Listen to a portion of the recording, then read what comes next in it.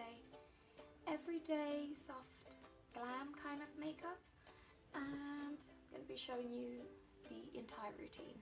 At the moment I have circle lenses, so they just make my eye a little bit bigger. So my first step is going to be the base of my skin.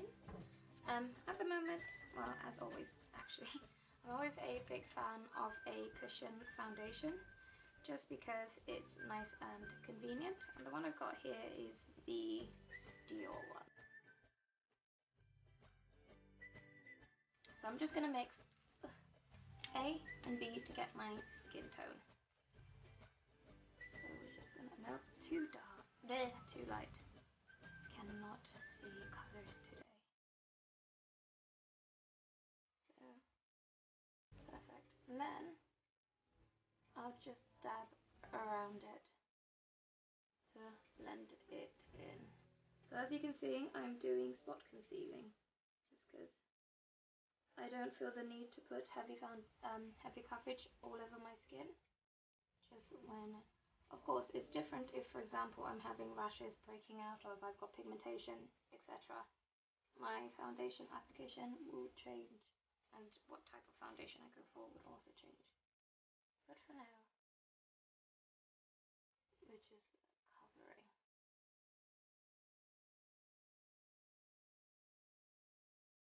Okay, so as you can see, we've now covered all the blemishes, and now we're going to go in with that peachy tone, just a little bit, because I want to keep this as natural as possible, but with a bit of a pop. So I'm actually going to go, a good way of doing it is, if you look down, that looks very scary, you can see like the shadow of pretty much where it's kind of hollow there, or depending on your eye shape, it casts a shadow even further. So if you do that, you can see exactly where you need coverage, in my personal opinion. And honestly, that is enough for me, because this stuff is really, really pigmented. I actually like going in with my finger just to tap it in and blend it out. And I'll blend upwards, just because I also have darkness on the outer corner of my eye. And then usually if I was doing contouring, I would of course contour my nose, contour my cheekbone and my jawline, but today is just keeping it minimal. I'll do a full contouring video at some point. But then just to set it all, I will use a setting powder. Personally, here we go again, a lot of personal things. But essentially, I'm not actually a big fan of those. Have you seen, like, I'm sure they're fantastic for their occasions, but like stuff like Ben Knight banana powder, when that came up, everyone was on it. The problem I find with that kind of consistent of powder is it gets cakey very fast. So for me, I personally just stick with a translucent powder only. So, and a little goes a long way. Just patting it all over. There's barely any product on that. Then we go in with a blusher. So I'm a big fan of like pinky blusher, but it changes according to season. With blusher, okay, I'm not the best at blusher placement because I know it changes the entire shape of your face by placing certain colour. We kind of just wing it here. So I look in and I go on the apple of my cheek and I just pull it upward, because my face shape is round. I kind of want to give it more definition, so I just pull, personally, my blush hair away. Okay, after that is my eyebrows. So currently my eyebrows does not match the rest of me. So I'm just using any generic lighter brown colour to just pop it on top. So if I just literally go through like that.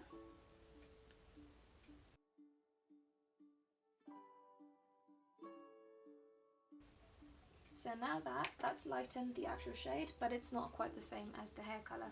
So I sometimes will go in with a brown mascara, just to coat the hair so then we've got that kind of blonde look going.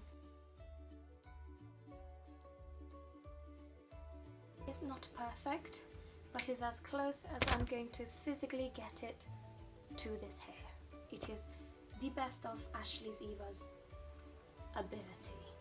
Okay, by the way, this stuff is waterproof. Like, you can sweat in it, you can cry in it. I don't know how you're going to cry up to your eyebrows, but it stays. I always wear an eye primer. I'm not a big fan of priming my eyes with concealer. Oh no, I've just got concealer all over my black dress. Yeah. Okay, the reason being is I find that if, for example, okay, eyelids are usually very oily. So therefore, if you're putting product like a cream on and then a powder on top, within a few, there's nothing blocking the oil. So I find that within a couple of hours, my eyeshadow starts mushing and breaking. That's not what I want. So this one is, I say like waxy, sticky, kind of like primer. So essentially it creates a barrier where the oil from my eyelid cannot seep through, therefore breaking my makeup. Because I spent time on this, I want it to last. Please. I'm going to go with this palette today, the Naked 2. So I'm going to go with the colour Chopper. Yes, my palette's a bit of a mess, like me. All over. Just straight up, all over the entire eyelid. Right, and then we go in with a thinner brush and just go on the bottom. Just put it along. And to deepen the colour, in this case I want the entire look to be nice and glittery and cute. So therefore I will be going with the colour, is that? Yep, literally. YDK.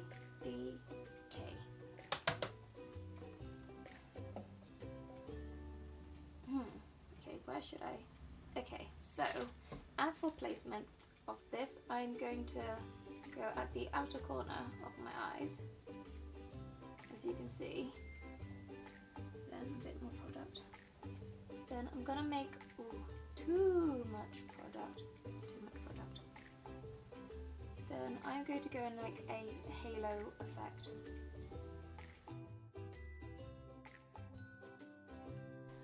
To brighten up the entire look, I'm going to go in with this Kiko Milano, the glittery bit, just on the inner corner.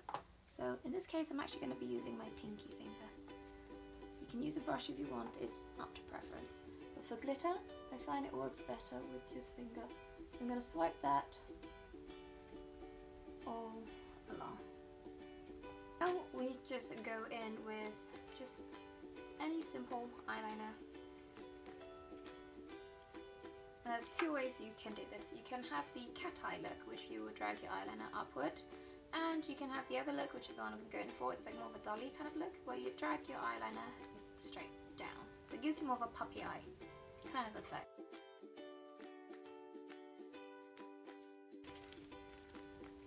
Does anyone else not breathe when they do their eyeliner? I don't know. I find it incredibly hard to do a straight line if I'm breathing, so I just kind of like, just go for it. Eyelashes.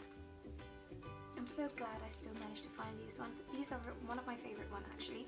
They're the Ardell Naked Lashes, blended seamlessly with invisible band.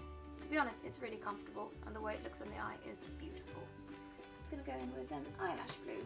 So the Jewel, is that how you say it? Yeah. Quick Fix Strip Lash Adhesive in Dark Tone. I know they have a clear one as well, but I like the dark ones because I'm wearing an eyeliner anyway. Don't want to have to that white cast. Okay, so now that we stuck the eyelash on, I'm telling you, these ones are so comfortable, feel so nice, and I feel like they'll just go along with any eye shape as well. And now that we've got the top lash on, we need some bottom eyelash. Everything I owe seems to have rubbed off, but this one is one of my personal favourite. It does smudge, but what I tend to do is I'll put this one on first. This one is the telescopic. It's because of the brush. If you've got dinky, non-existent eyelashes like mine, they're fabulous. So I'd go on with this one and then a waterproof mascara on top if I really want my makeup to stay all day, every day.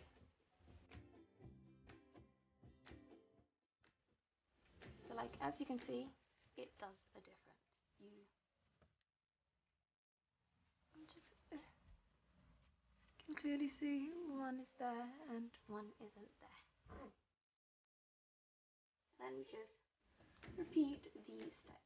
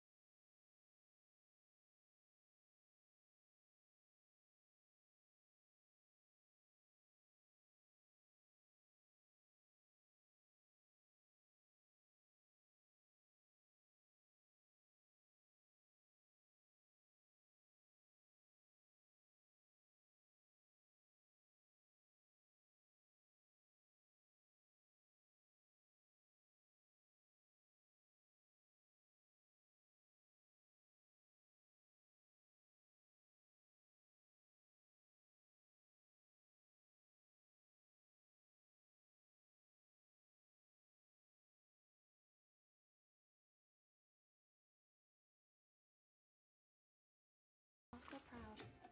Yes, just a frog. I don't know why, something about them, the aesthetic, the roundness, the way they squeak, I love it. Moving on, back to the makeup. We are now nice and glossy. Now we're missing highlight.